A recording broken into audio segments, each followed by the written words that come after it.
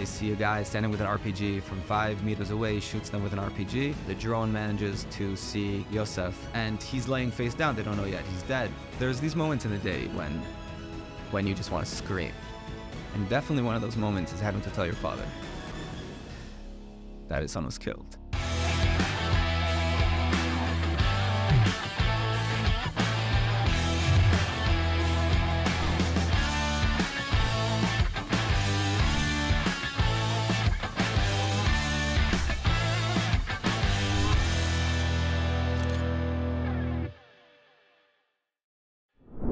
So I know everybody is wondering about the Democratic National Committee and what's going on there, and the fact that the Democrats just came out of the closet as an anti-Semitic party. But I'll talk about that later this week on In Focus when we have more to talk about that.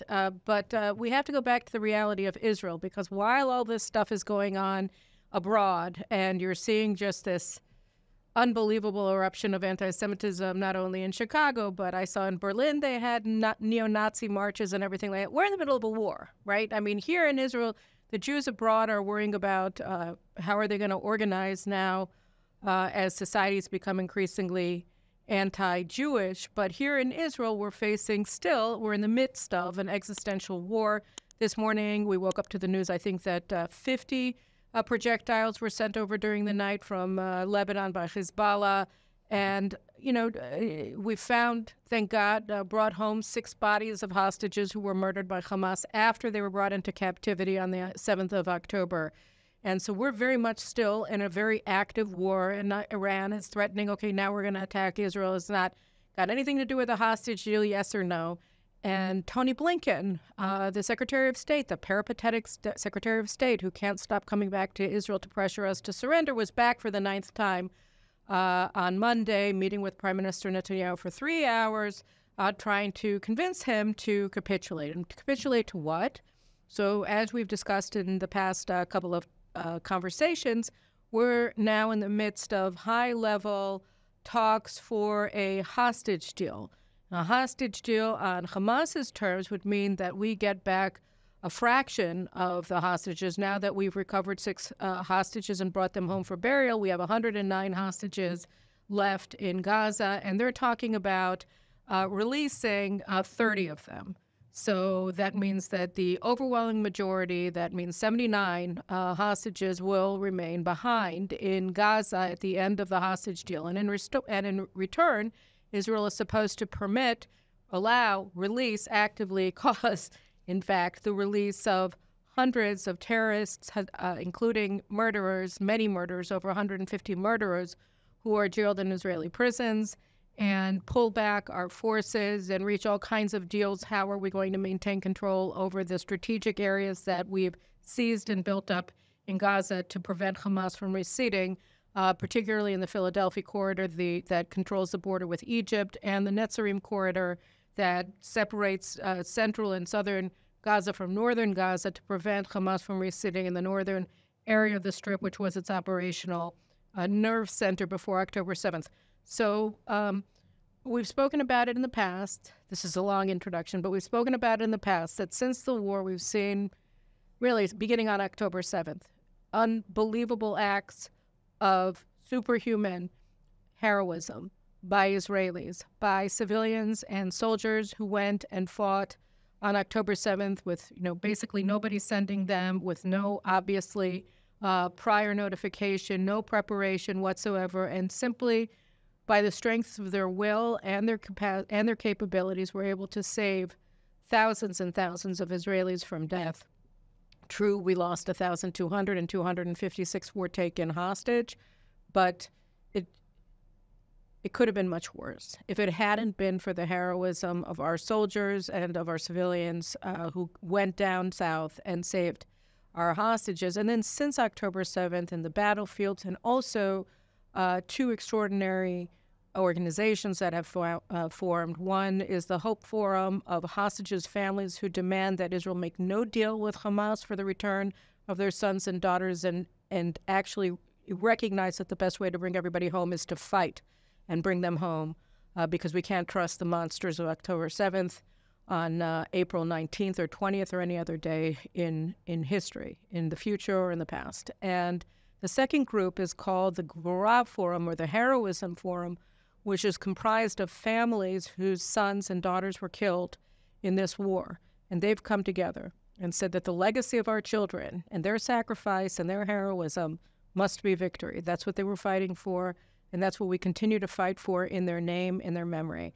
And today I'm very happy to have as a guest on the Caroline Glick Show, Yoseph Guedalia, who himself is a fighter and the brother of an extraordinary hero, Yoseph Malachi Guedalia, who was fighting in the Duvdevan Commando Unit in Kfar Aza on October 7th to save the people of Kfar Aza when he and his commander were killed, I think, by an RPG.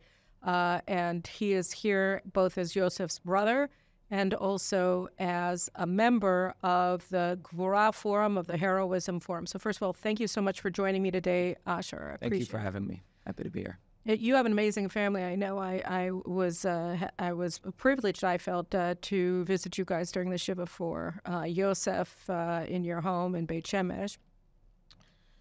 Can you tell everybody watching a little bit about your extraordinary brother, Yosef? And by the way, are you twins? Were you? No.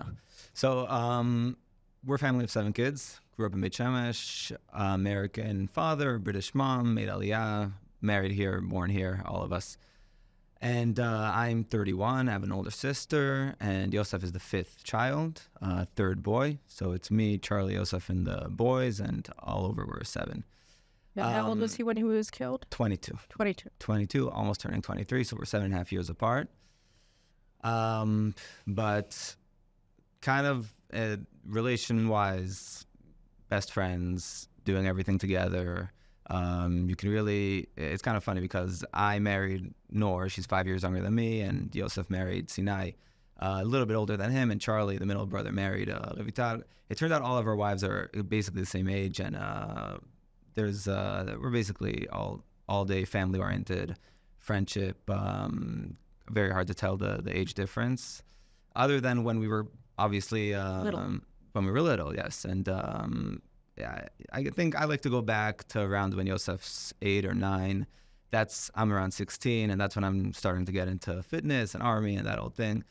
And I'm very into street workout, and I start training with it. And Yosef, with his big eyes, is like looking up, and he's learning, so letting everything get in. And for me, it's the little guy that I can practice all my motivational, all the things I tell myself to motivate myself, I'm telling him. And at some point, I need to prove that it's not all talk, and I do all the screening processes and drafting to special forces, and obviously a lot of it. And I have notes. I've been going over notes of mine when I was in basic training. I used to write a lot of things down, and I wrote to myself a lot of things about make your little brothers proud, and make it, show them that what you said is true, and you're setting an example here. And that's a lot of my personality, which now obviously is it hits me very hard, because a big part of my personality is missing, and I feel it very, very much.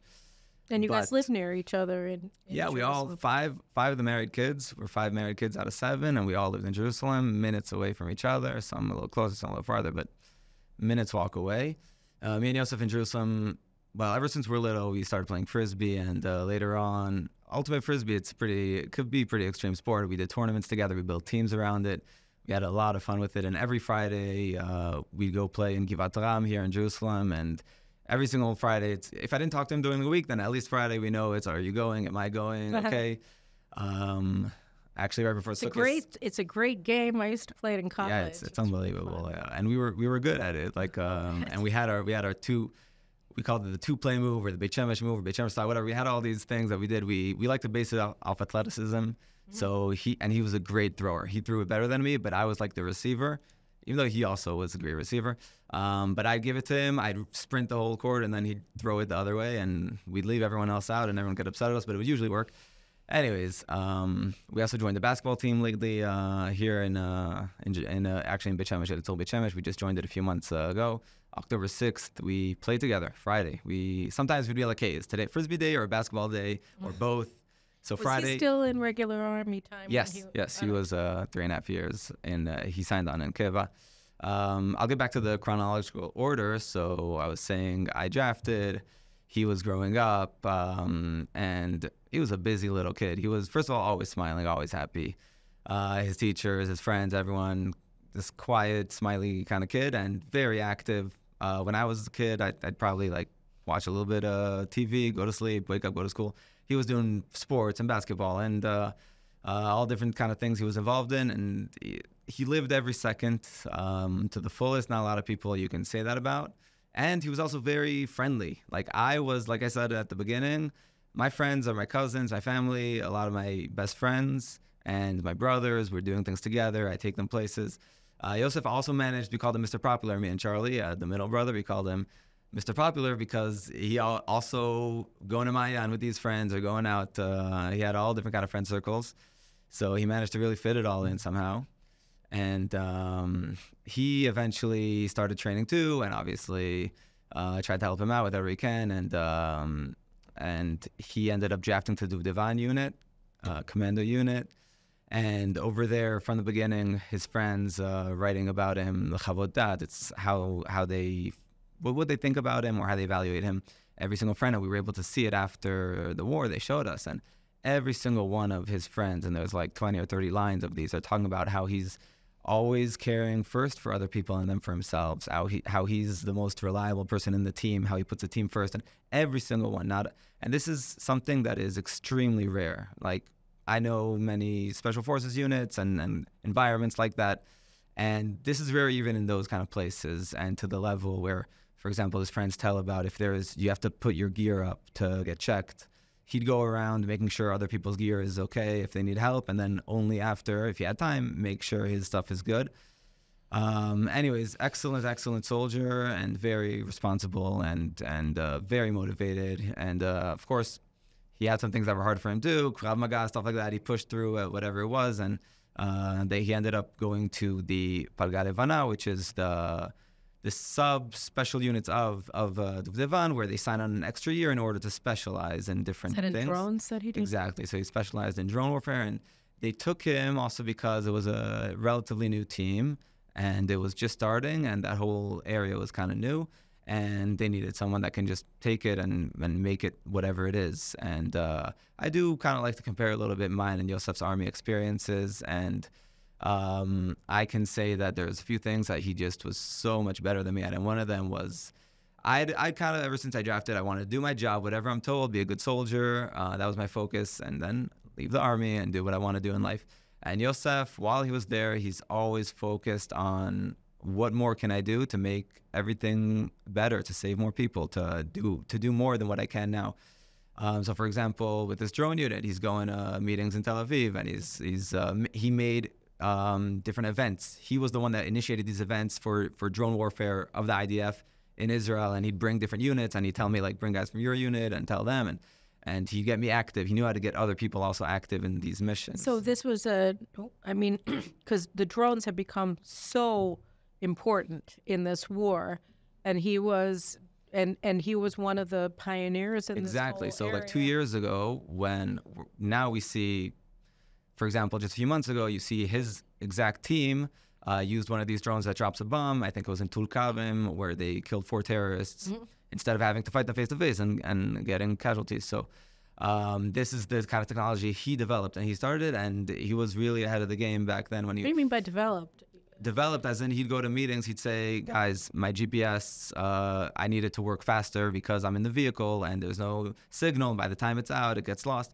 Fix this, find solutions, talk to different startups. So he was the warfighter who was talking to the technology experts, saying, this is how you do it so that it'll make a difference for us in the field. Exactly. So on one hand, he's going out to operations. And he was 20. 21, 22 when he's doing this, and he, they say about him that he was the most operational soldier in the IDF because Duvdevan does the most operations in the IDF, and once this drone unit was able to reach the high level that it did, then the commander of the unit made the decision, no one is going out to operation without these drones, because we want, obviously before the drones were there, they do operations, but maybe terrorists would be getting away, maybe they get surprised from exactly.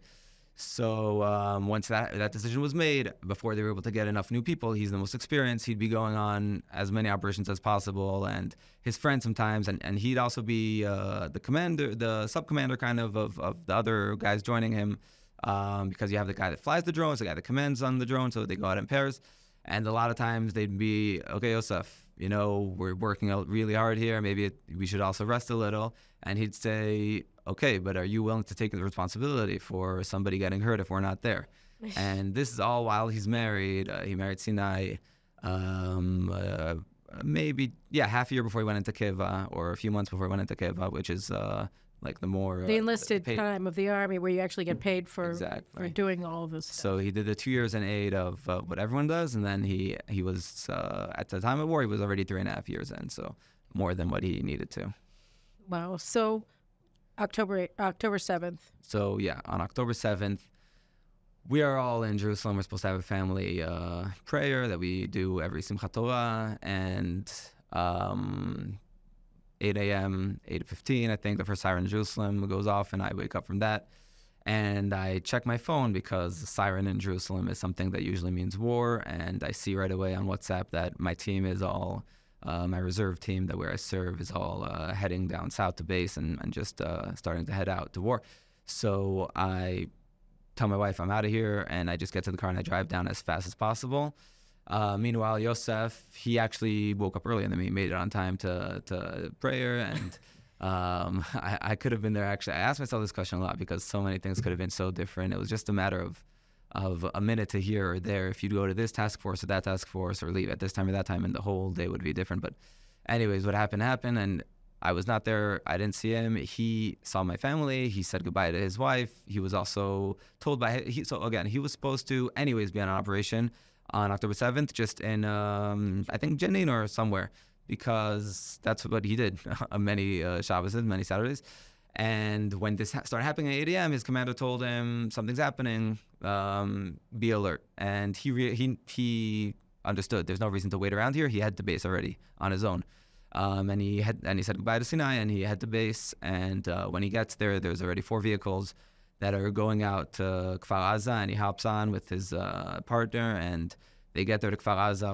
Basically, I think the second task force to enter Kfar Aza. So the first ones are the immediate responders, which are on base for Shabbat, and they get there and they're outnumbered. What they say about when they just reach Kfar Aza, the first soldiers, is that they see the terrorists. They already managed to conquer the entire kibbutz from west to east. And when they reach the kibbutz, they see them standing in a formation, like talking to each other. Okay, what do we do now? We captured the kibbutz. We have a bunch of people here. We're killing some. We're taking some hostages. What should we do? And that's when these soldiers meet them, the first responders, and there's a whole firefight that develops. Survived. So I know from one unit that was there, from the Matkal unit, I heard that 4 soldiers were killed pretty much at the beginning out of... There weren't that many that... And they didn't have any situation report telling them what they were walking into? No, and I can say that as someone who fought, and how the information flowed in. So a lot of it is from Telegram first. Until it comes down, you're already first seeing videos.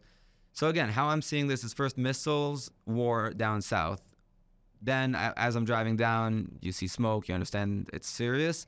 And at some point, the videos start coming in from Telegram, and we see the video of the terrorists in Sderot, and we understand, okay, there's terrorists inside the kibbutzim, inside the cities. Right. You never imagine it's a few thousands. I'm telling you, during the day, even when we're driving down there, and we'll get to that, you still don't think it's thousands. And I'll get to the point where I understand that it's probably hundreds. But by now, at the beginning, you're thinking, I'm sent to Kfar Aza, and I know actually another very, you can say funny, but also sad story of a different friend that he was sure that...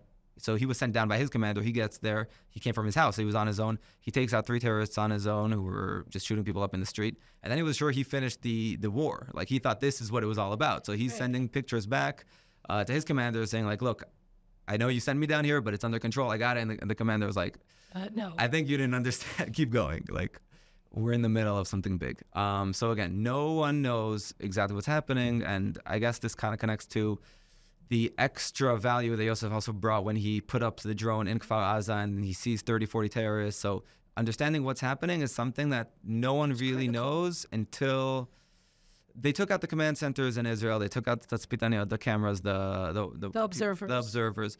So there was no one saying what's happening, and the chain of command is also getting hit and people getting killed and hostages and stuff. So again, the soldier at the bottom going Kfar Aza at 8-9 definitely have no idea what they're walking into. But they get there and they fight, and Kfar Aza. Does he get there? So Yosef gets there at around 10:30, 10:45. And when he is there, their first thing is to help with the other soldiers that are being killed there and the civilians, and just join the battle and do what needs to be done. And as they get in with their 4 vehicles, they get rattled with bullets, and their vehicle is the only one that is still working at some point. The other ones, rest of the people, they're not killed. So from Duvdevan, I think 2 were already killed at this point. And another thing to understand for the people who are really trying to understand why certain decisions were made, it's a lot about, your commanders know you, they know where they are. It's all about location, friendship, and that's how you know where to go and what's happening. That's the communication. So it's very natural when you see certain units going to help the same unit in a different place, because this is who they know is in trouble. They don't know about a kibbutz that's now under fire because maybe no one picked up the phone, and there's 15 or 20 of them now, and there's, as we know now, thousands of terrorists running around. So there's too many points of combat fire. There's too little information about exactly where to go in order to optimize it. So a lot of it is... he puts up his drone. He gets into... He puts up his drone. He gets there, and they get into battle. They take out the first round of injured. At some point, they head back in, and this time they find themselves 4 people. Him, his commander, who is the commander of the it's the Niyud, it's called. It's the vehicles. The mobile mobility. And so he's not his commander on a daily basis, but today he's his commander. Yes. And they find themselves just heading in Kfar Aza, and they understood their job. They understood we're not waiting for commands from on top. We're not holding back and understanding the situation. They understood we need to head forward and we need to use our weapons to help and to kill terrorists and help the hostages. And there's this video where I think a bunch of people already happen to see it, but it intersects between the story of a policeman that was there since the morning. He joined the Kitat Konenut. The first responders team. Yes. In the kibbutz. Yes. So this policeman, he is in the area. He killed some terrorists on the way. He heads to Kfar Aza. In Kfar Aza, he joins the first responders of the kibbutz, which are completely outnumbered, and at that time, half of them were killed. There's a whole episode on this. I recommend watching it about how they went through the day. And this policeman finds himself from 10 until 1 standing in the middle of the kibbutz towards the west side where the terrorists came in. And he's standing there with an injured civilian, actually, who came to help with his own gun. And he has nothing to do. He can't leave him there, but he can't continue. And he's just watching how a few houses in front of him, people are getting kidnapped, and there's terrorists there. And he's there with his handgun, and he's just trying to protect this civilian there that's critically injured, and there's nothing. He can't take him away. He's alone there. He's there from 10 to 1 waiting for help. Yosef and his guys, we know they were there since already 10:30, but they're fighting there. And we're talking about guys that came from Jerusalem, right? Yosef threw his base. So these are not even the first responders. This is the second or third wave. And it's a whole battle. So I just want to make this point clear because it's a good place to point it out. People are saying, where was the army 8 hours it took them to get there? The army was there since the beginning. The army is just not ready to respond to thousands of terrorists at once. It's ready to respond to 20. So the first guys that got there, half of them were killed, injured, they're out. The second guys that got there, they're busy fighting. You also have to remember that the Gaza division was overrun as well. I mean, exactly, the Gaza division, the intelligence.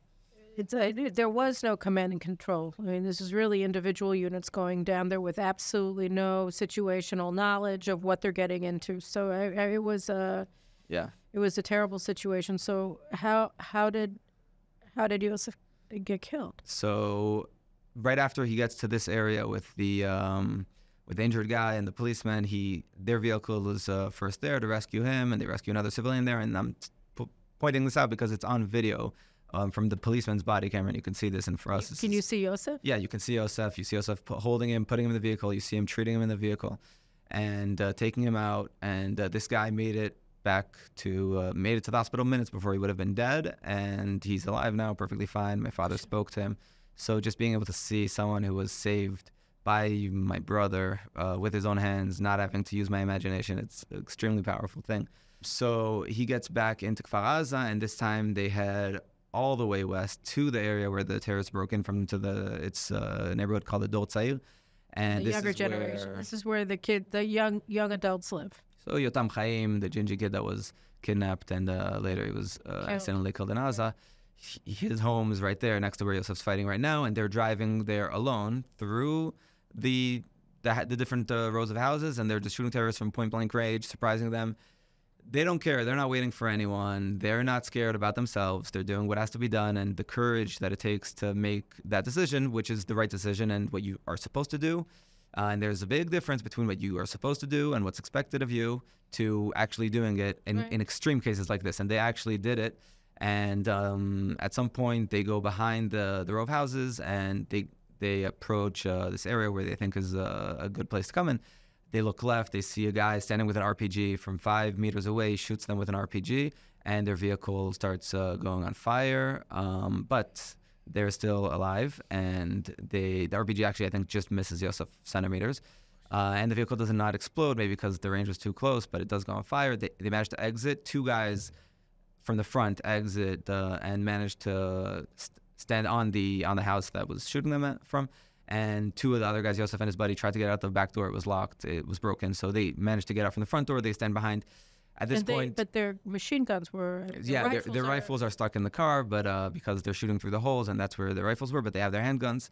And at this point, they're getting shot at, thrown grenades at. And the second grenade, Yosef shouts out "grenade," and him and his partner, they head for cover. And as they're heading for cover, his partner sees this area that looks safe to him, and he jumps to catch cover behind some sand dune. And Yosef continues there straight.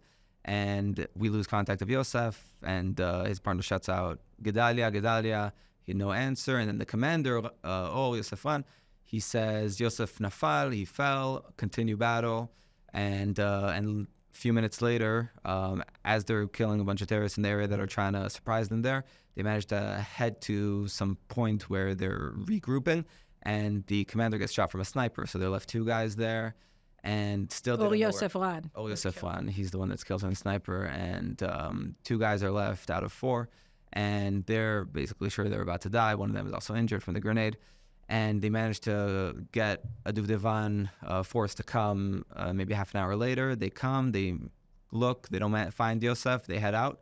Later on, they send a drone. The drone manages to see Yosef outside Kfar Aza, a little further away. And he's dead. And he's laying face down. They don't know yet he's dead, but he's laying face down. And they send in a Namir from Golani, and this is an APC. And this is one of the APCs that went through a crazy day. They were all over the south, and their story intersects here with Yosef's story when they come and they run over the terrorists that were trying to kidnap him, and they recover his body. They're able to recognize him easily because of the tzitzit. Yosef would always make sure to wear tzitzit, and many terrorists dressed up as soldiers too. So it wasn't so easy. And also being shot and wounded and being dragged, it's not easy to recognize. And as a soldier also fighting there, you see so many bodies that just another body is not something that you'd right away collect. There's things to do, but the tzitzit and the idea that they were also sent there because they didn't know if he's alive or dead yet. So that's also something worth saying. And they able to recover him, and he was killed. So, and you were just a few kilometers away from him the whole time. Exactly. So I'm 3 miles away, 5 kilometers probably away. And I leave, I get to base, grab my gear. We head down south also at around 10:30. I'm down south fighting. I'm sent to an area a little more south than he was, 5 kilometers more south. Re'im, Nova, that area and south from it. And when we are heading to the first kibbutz that we're supposed to go, and we're basically supposed to help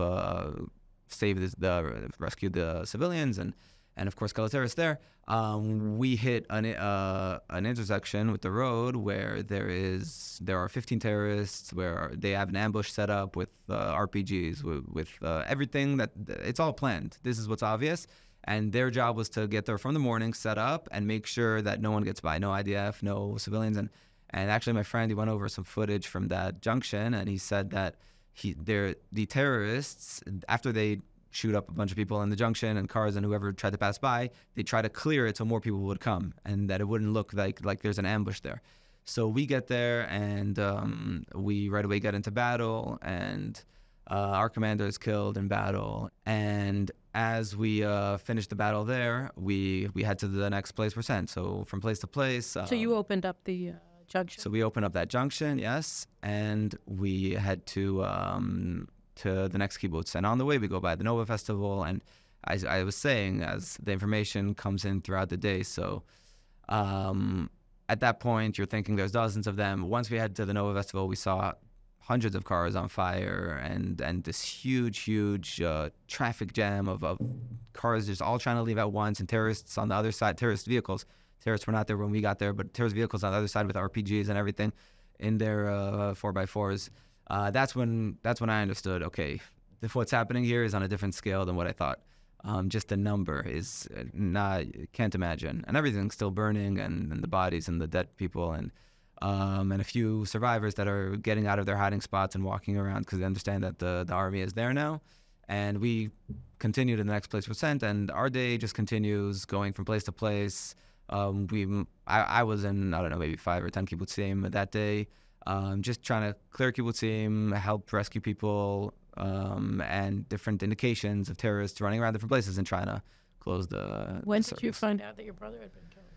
So I get back to base in the evening, and I found out a bunch of friends that were killed, and then I'm dealing with that first, some very close friends too, and in the morning, that's what's on my mind, but at the same time, we're still in war, and we're sent to the next thing that we need to do.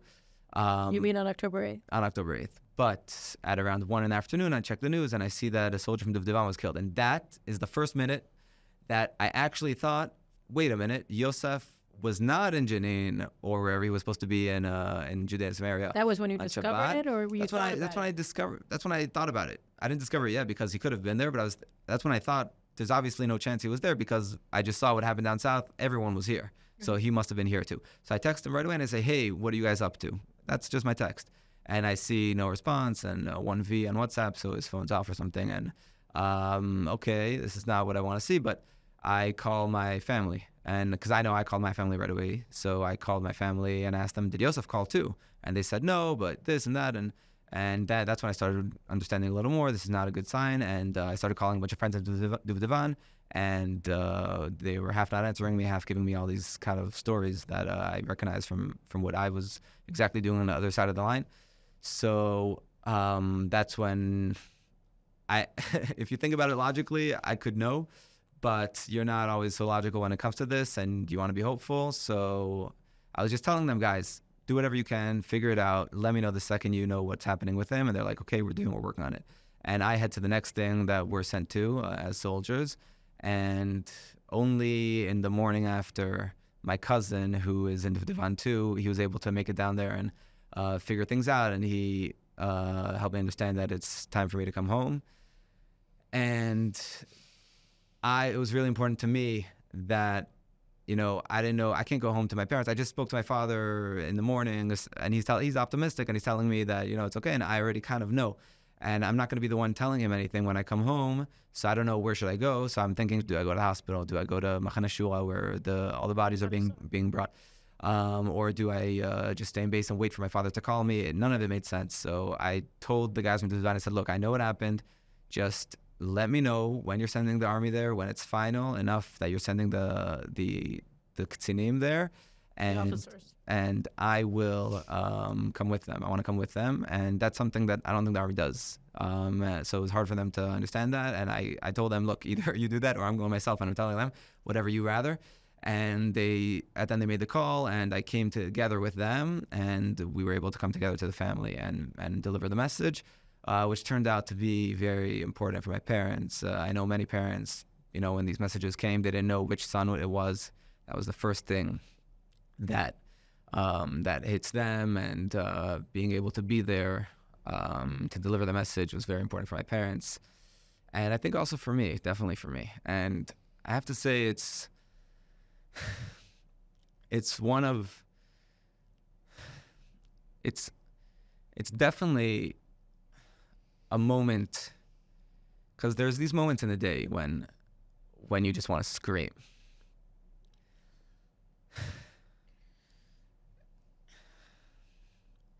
And definitely one of those moments is having to tell your father that his son was killed. Well, it was a heroic thing for you to do. I mean, it really was. You went. I mean, and the other thing is that, anybody who's been in battle, even, like I was an embedded reporter with the Americans in Iraq. So not even, shooting and killing and everything. It's an adrenaline thing. Like, you're not really thinking about stuff because you're in the middle of war and it's all around you. And you in particular, you're in such an active unit, and you went to so many different battlefields. It's crazy. And then, like going from there and then suddenly like being back at home, with your parents is enough of a shock, even if it had nothing to do with a family tragedy. Just, being in a battle and then being at home, where everything is fine, where you get into arguments about, doing the dishes, all the most mundane things that make up a person's life. And so you went from all the way here to, and then, so that's hard enough. And then having to do that as a warrior, coming to your parents, it's something that it's hard for people to get their brains around. I mean, under the most normal circumstances, it's an experience that can just drive people, I wouldn't say crazy, but it's a very, very stark contrast. So to go from being the war fighter, from doing these things that nobody ever imagined we'd have to do in Israel to begin with. What are we talking about? Kibbutz was overrun. A kibbutz was conquered by Hamas. Like, on what planet do you operate that something like this is even, in the realm of possibility? And then you went to kibbutz after kibbutz after kibbutz after you saw the killing field of the Nova. And so I totally get, like, that moment would be something that would be something that would just sort of be like a flashback trigger for anybody. So I totally get it. So I want to make it clear also to my family and also to everyone that I'm grateful. I'm happy I was able to be there and do that moment. It's not painful as much as it's just a good point for me to connect to the reality. Yesterday I was in Herzl, Tu B'Av, and I saw wives of fallen soldiers together with their kids at the grave, and you're visiting Yosef. You're going on. I was visiting Yosef, and you're going on your day to day, and it's hard to understand the implications of what happened, and then you see things like this, and it helps, and even not as being the son of a father that went through this, but just being able to witness a moment like that, which is a moment that should never happen. That's something that helps us understand our responsibility, also in battle, to bring back soldiers back home, to be the best soldiers we can, and to make sure soldiers don't get killed, and to win, and to make sure terrorists don't attack you, and don't feel free to do so. So maybe this is a good place to talk about what you're doing now, because basically, the Forum Gvura, the heroism forum of the families of fallen soldiers, are staying in the fight. And you guys have a message, and now more than ever, it's so important to remember who our incredible heroes are. And by the way, I count you among them, and I salute you. But the price that we've paid has been so enormous. We just lost another two soldiers yesterday. And now, how do you look at the negotiations with Hamas, with the Americans, with all the Hamas's best friends, the Qataris and the Egyptians? You're looking at this as a person, because it's not only on October 7th and 8th and 9th that you were fighting. You were fighting for 5 months with your unit in Gaza, right? And you're training with them now for the next step? Yeah, exactly. So right after this whole thing, I sat Shura for a week, and then I went back to fight for the next 5 months straight, and we were in Aza. And you have two little children. And there is no stopping because there's people there that need you. Just like my brother needed people to come and get him back and get his body back. And just like he went there to help other people, I'm now here to help the people that are still there. And there's no place to sit down and soak in your own sorrows when there's hostages in Aza, when there's terrorists still running around there free. So it was no question for me that I definitely am going back to battle, even though I didn't have to actually had to ask for permission to go back. And I got that permission. And it's very meaningful for me to be there, to be with my friends, and to be able to be part of the war and do very important things during the war. And about the negotiations where you were talking about, so I have to say, I think as you've been saying a lot, but I'll say for my personal feeling, first of all, extreme disappointment, obviously, in the American government. You can see that they just don't understand basics. They're taking ideology, and I'll explain in a minute, I'll back up what I'm saying here, but it's just clear to anyone that they're taking ideology and they're in order to maximize their ideological gains or whatever political needs they have, they're hurting Israel, they're hurting the hostages. And it's clear, you can see it, because enough months went by. At the beginning, you could just speculate, but now it's fact, because the going into Rafah, right? It turned out to be one of the more important things. It's a huge trading card. Right now, we're negotiating about, are we going to give a Philadelphia or are we not? We didn't even have Philadelphia to negotiate about.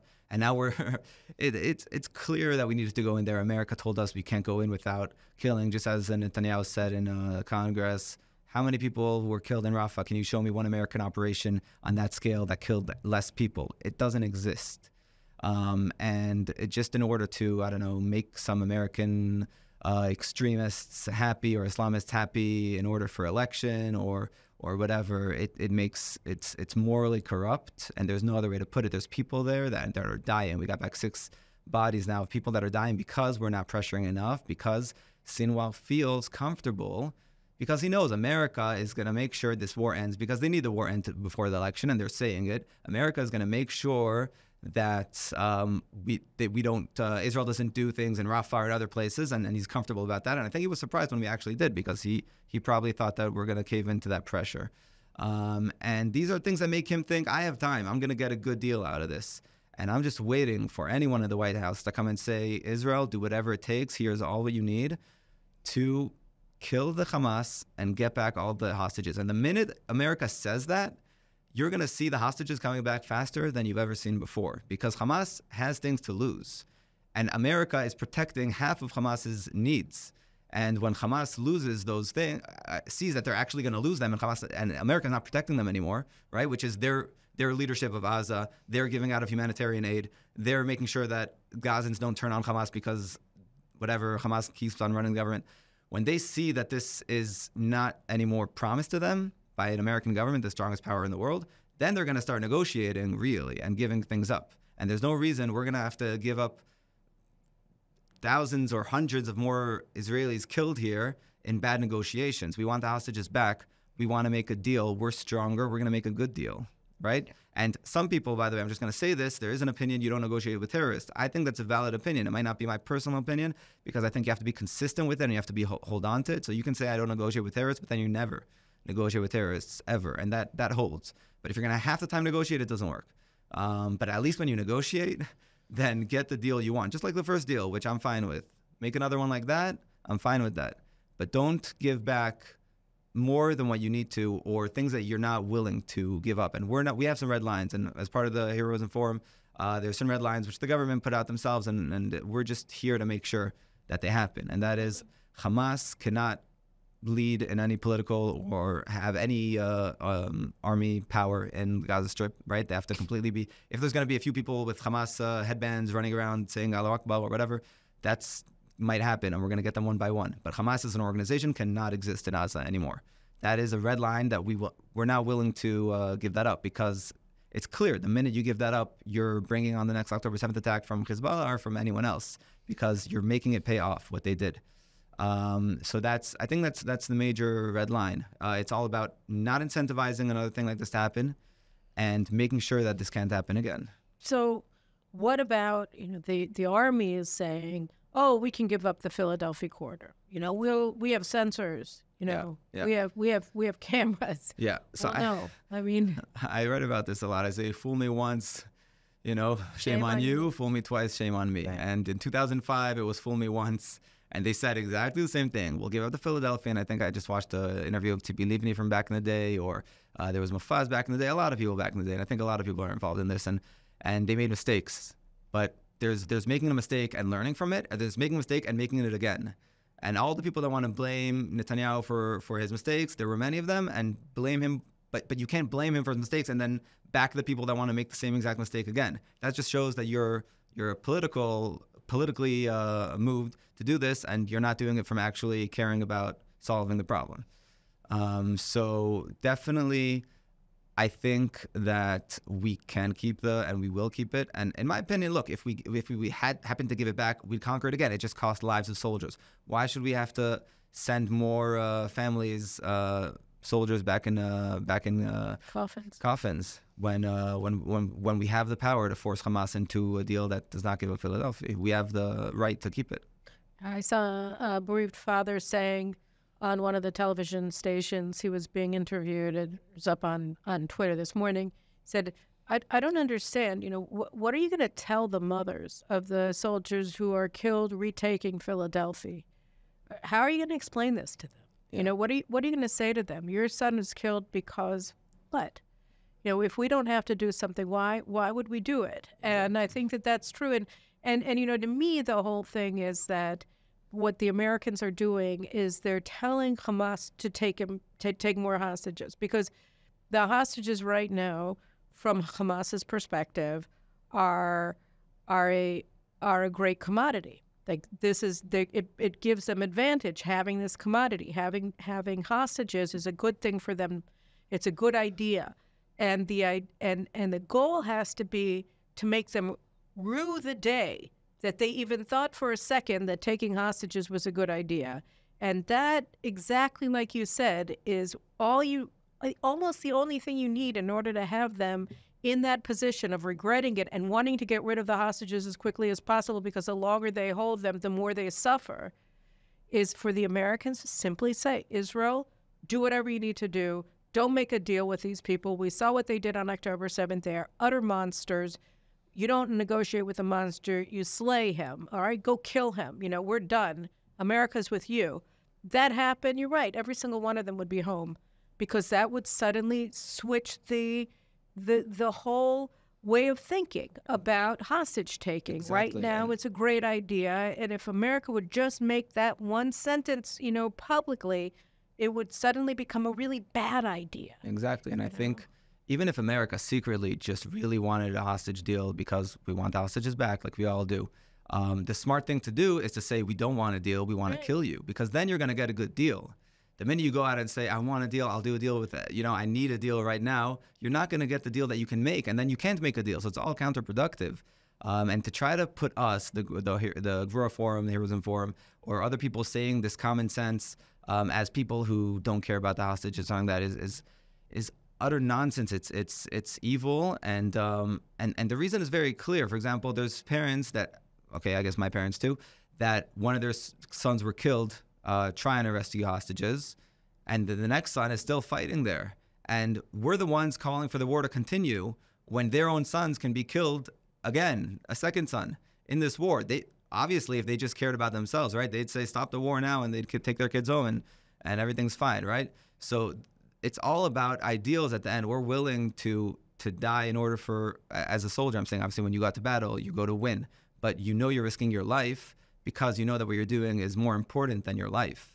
And the minute you say the life of a hostage is more important than the whole reason this war happened, that makes zero sense, because you could have not sent any soldiers into Gaza, made a deal from the beginning, kept Hamas exactly how they are, and got back 600 soldiers that didn't have to get killed in this war, or 300 since they entered.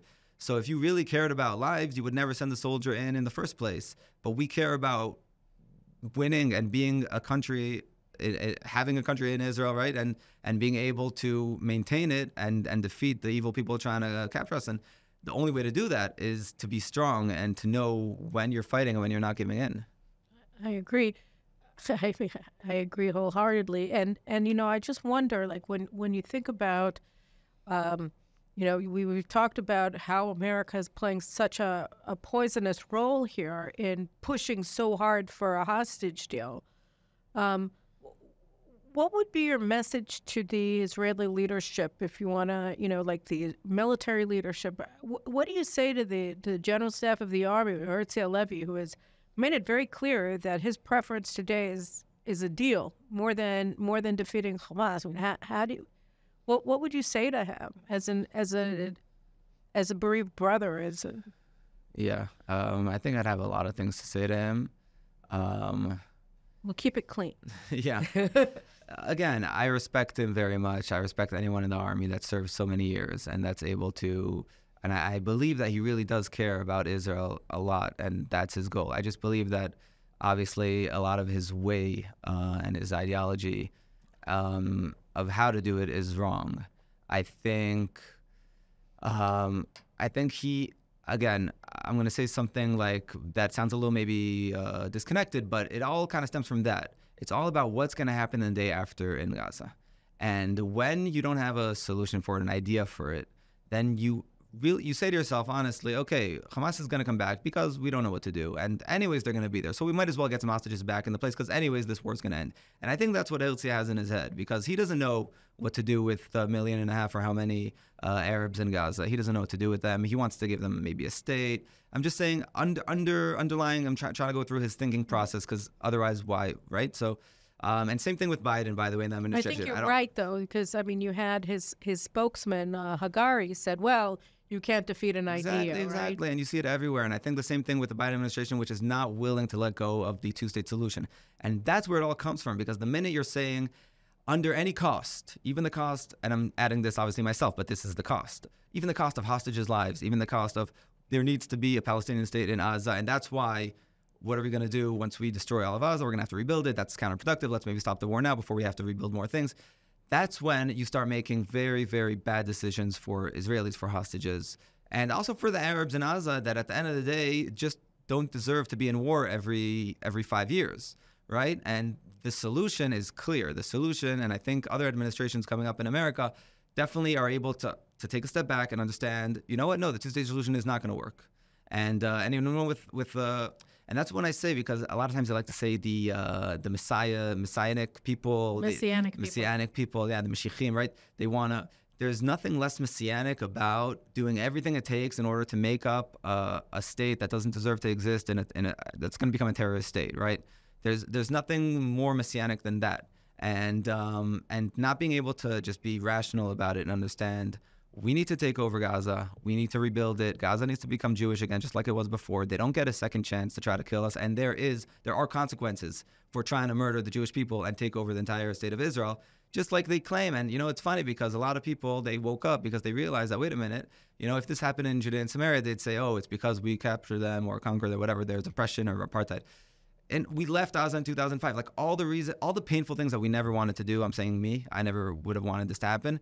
We went through this because of people that really, truly believed it's going to happen. And then they realized what's going to happen? That they're going to actually say, oh, now we have Gaza. We don't want to kill you anymore, right? It's some kind of fake or made up people that just don't understand the other side, right? Maybe they don't understand religion. Maybe they don't understand the Middle East. I don't know what they don't understand, but they clearly don't understand what it means to fundamentally be Islamic, jihadist and understand that your goal in the world is to make sure Israel doesn't exist, whether it takes a year or 10 or 20. And that's what Iran's into, and that's what these guys in Gaza are into.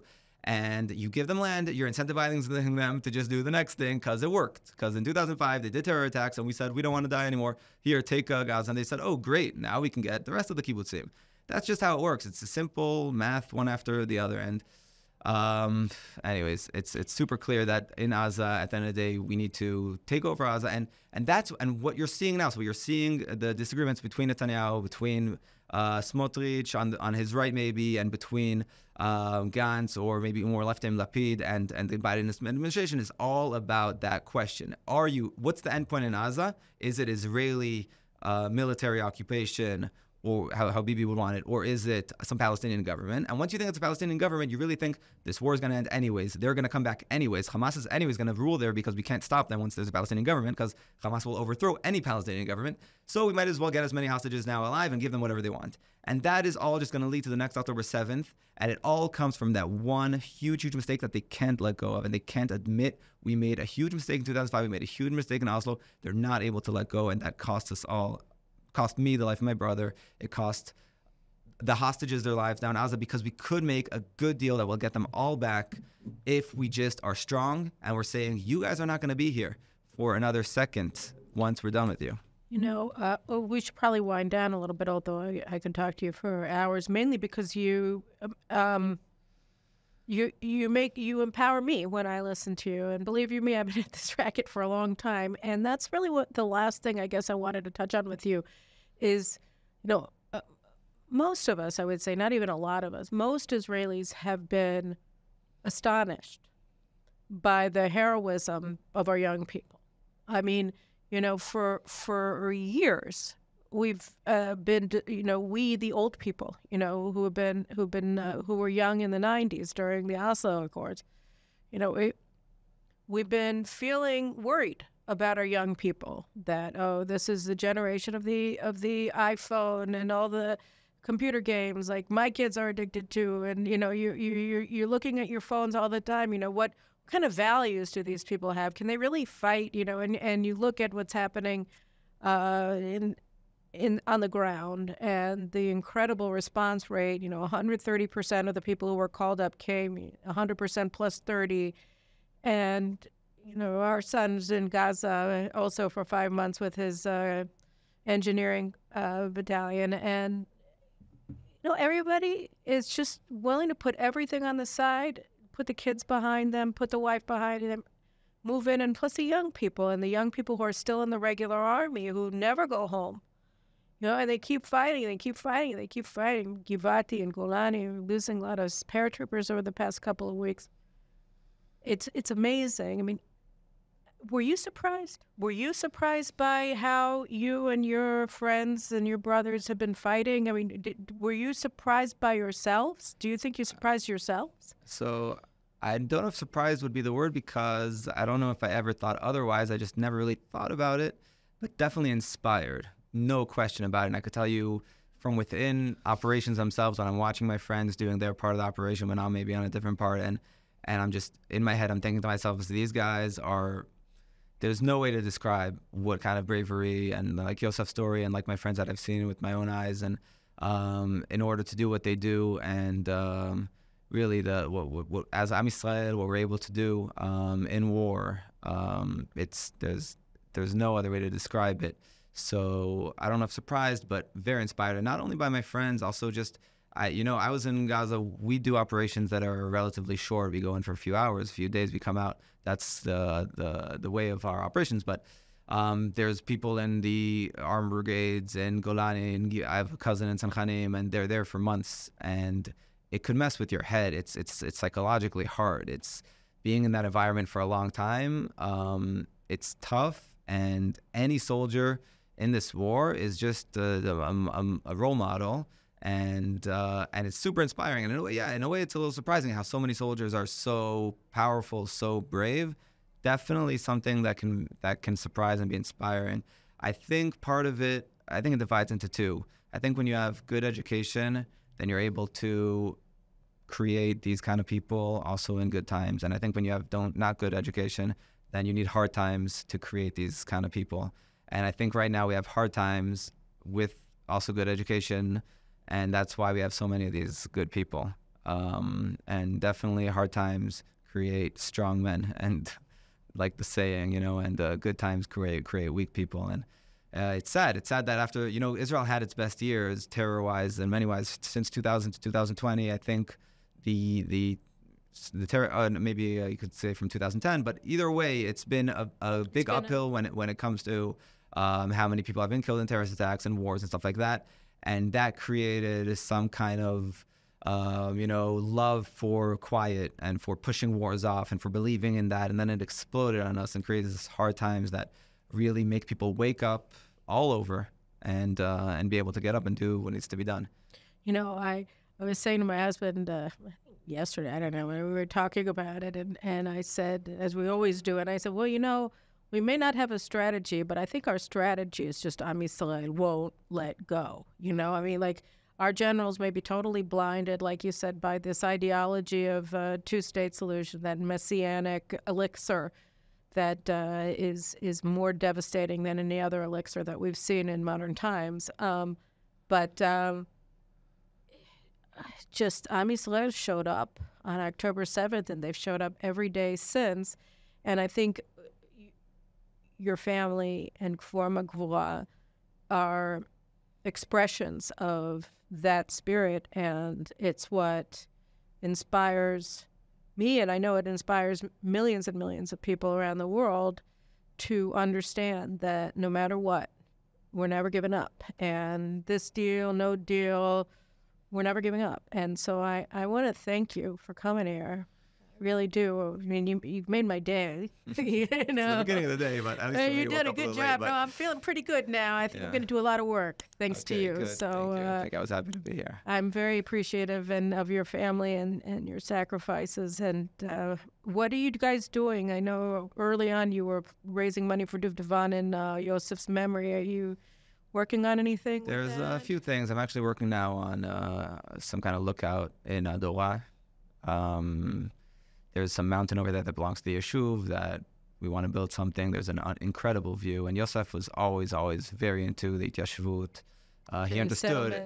He was, again, he was the most operational soldier. He's been all over Judea and Samaria, and he saw with his own eyes what happens in areas where there aren't settlements and where there are, and how the terrorists just get together, create their labs of explosives, just like they did in the Second Intifada, and how it can come back in Jenin. And he was in Jenin, he knew it like the back of his hand. He was there every other day. And he actually, as one recorded, he sent to me, he said, I'm collecting weapons, as a joke, but I've been collecting weapons, and this part was the serious part. I'm going to make a yeshuv here between Kabati and Jenin, and we're going to make sure we're going to stop the terrorism. So anything to do with the Yeshvut and to do with Aliyah and to do with getting Jews back here and understanding that, you know, Jews and Judea is one. There's no such thing as Jews without Jerusalem, without Judea, without the whole of Eretz Yisrael, and that's what Yosef stood for, and that's what Yosef fought for and died for. So that's what we are always looking to push forward, and that's specifically what I'm working on now. Is there any place that people can contribute specifically for him, or would you want him to contribute to things in his memory? Or? So I'll say two things. One is I'll say anyone who contributes to Aliyah, who contributes to Jewish settlements, is already contributing, and in Yosef's name, that's already for me an amazing thing and everything we would want as a family, whether it's doing Aliyah yourself or getting other people to do Aliyah or whatever it is. And second of all, you can follow Sinai. She posts links for different... His widow, yes. GoFundMe and stuff like that for different projects she's doing, and we couldn't post a link or something for that. I might have already reached its goal, but you can donate there. We'll find other goals to do with it, so thank you for that. All right, well, thank you. Thank you again for coming. Appreciate it very much. Thank you very much. And God should protect you and your unit and all of our soldiers. And we're going to win. We're going to win either the long way or the short way. That depends on us. But we're going to win. That's already God's plan. So. Amen. All right, well, thanks so much. And guys, I'll be back, and don't worry, we will talk about the nonsense in the DNC. I'll talk to you soon. Take care. Thank you very much.